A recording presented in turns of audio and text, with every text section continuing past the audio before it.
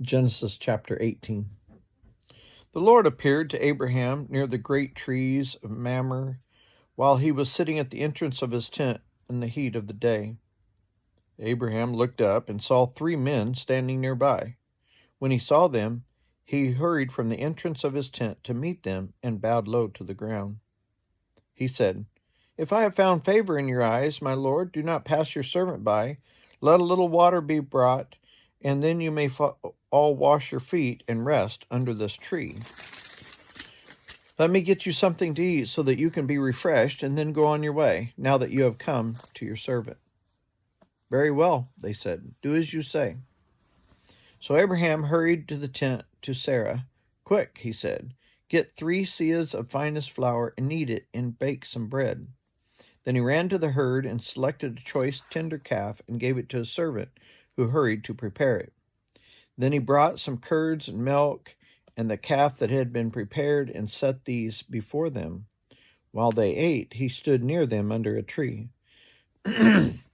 "Where's your wife, Sarah?" they asked him. "There in the tent," he said. Then one of them said, "I will surely return to you about this time next year, and Sarah, your wife, will have a son." Now Sarah was listening at the entrance to the tent, which was behind him. Abraham and Sarah were already very old, and Sarah was past the age of childbearing. So Sarah laughed to herself as she thought, "After I am worn out and my Lord is old, will I now have this pleasure?" Then the Lord said to Abraham, "Why did Sarah laugh and say, 'Will I really have a child now that I'm old?' Is anything too hard for the Lord? I will return for you at the appointed time next year, and Sarah will have a son." Sarah was afraid, so she lied and said, "I did not laugh." But he said, "Yes, you did laugh." When the men got up to leave, they looked down toward Sodom. Abraham walked along with them to see them on their way. Then the Lord said, "Shall I hide from Abraham what I am about to do? Abraham will surely become a great and powerful nation, and all nations on earth will be blessed through him. For I have chosen him so that he will direct his children and his household after him to keep the way of the Lord by doing what is right and just, so that the Lord will bring about for Abraham what he has promised him." Then the Lord said, "The outcry against Sodom and Gomorrah is so great, and their sin is so grievous, that I will go down and see if what they have done is as bad as the outcry that has reached me. If not, I will know." The men turned away and went toward Sodom, but Abraham remained standing before the Lord. Then Abraham approached him and said, "Will you sweep away the righteous with the wicked? What if there are 50 righteous people in the city?